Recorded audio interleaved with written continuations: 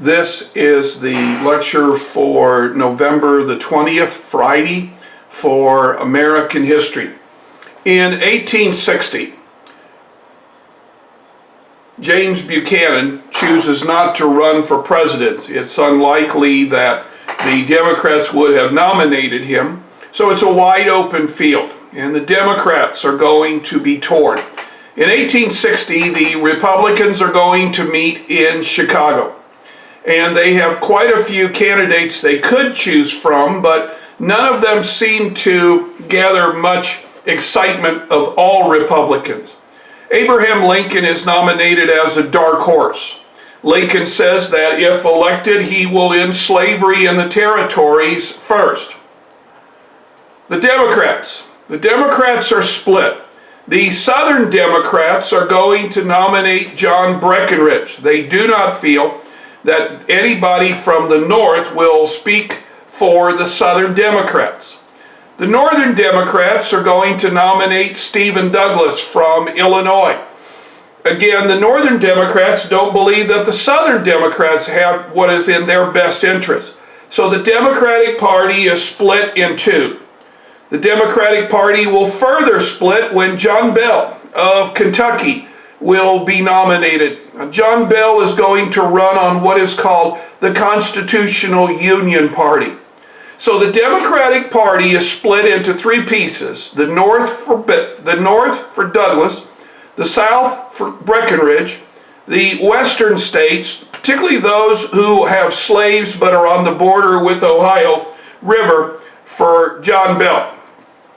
This video talks about the election of 1860 and all of its problems. You can see from the map that Lincoln is going to win all of the northern states. He's also going to win a majority of the popular votes, although he only gets 40%. He wins in the Electoral College, and that's where it counts. New York and Pennsylvania will put him over the top. Well, Lincoln may have won, but the southern states believe that he does not speak for them. The state of South Carolina is going to meet in December, once the electoral votes are cast by the various states, and South Carolina will vote to secede from the Union. Secede means to withdraw. By the end of March, 9 states have seceded from the Union.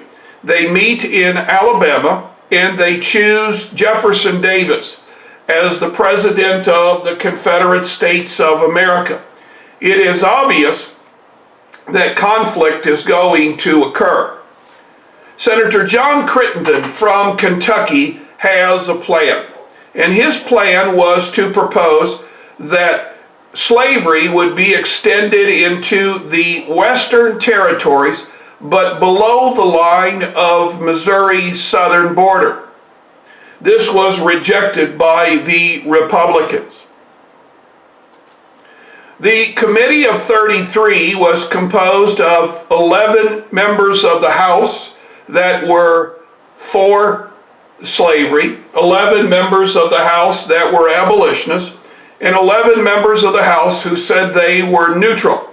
33 people is a lot of people to try to get any type of thoughts from, and the Committee of 33 is going to fall apart just because it's too big. Probably the best chance of success in avoiding a civil war was the Peace Convention. In February of 1861, President John Tyler will suggest that all sides meet with him and negotiate some type of a peace that would stop the Civil War before it begins. Lincoln said he would attend, but he would not waver from his plan to end slavery in the territories. The southern states said that slavery would die out, that the South would be ruined, and so President Tyler's Peace Convention ended. Lincoln was inaugurated in March of 1861. In his first inaugural address, he will ask the various states to form militias, and that these militias would go south and they would bring the seceded states back into the Union. Now that the military is being involved, the slave states of Virginia and Tennessee will break away. Now you can see from the map the 1, 2, 3, 4, 5, 6, 7, 8, 9, 10, 11 states that are going to make the Confederate States of America. Now, there are 4 states, Missouri, Kentucky, Maryland, and Delaware, that have slaves, that allow slavery, but will choose not to break away from the Union. Now, of the 4, we will concern ourselves with Missouri when we come back from our Thanksgiving break, why Missouri did not join the Confederacy. This here is a video that deals with the beginning of the Civil War. Kentucky, Maryland, and Missouri had a vote in their state legislature. Missouri voted in what became known as the Committee of 99. In those days, there were 99 members who made up our legislature. Our governor is Claiborne Fox Jackson. He believes that the state of Missouri should secede. There are an equal number of Missourians who are part of the Wide Awakes.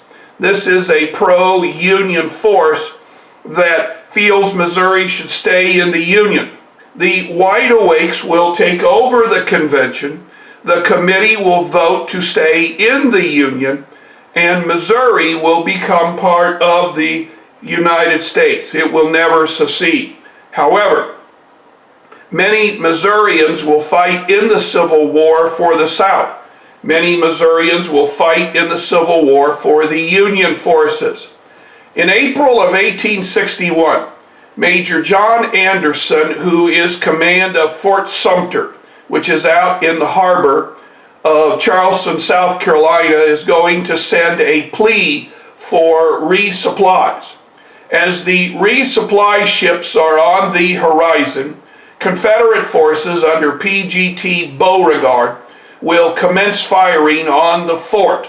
For 2 days, Fort Sumter will be fired upon and reduced to rubble. At the end of 2 days, Fort Sumter will surrender. The men of Fort Sumter are allowed to leave. Anderson will take the American flag that flew over the fort with him, and the Civil War is on. This video talks about the firing on Fort Sumter. This is the end of lesson 14. We are going to do a walkout worksheet. Now remember, the questions at the bottom of your walkout worksheet do not necessarily have to do with just this video. They're over anything and everything we have done for lesson 14.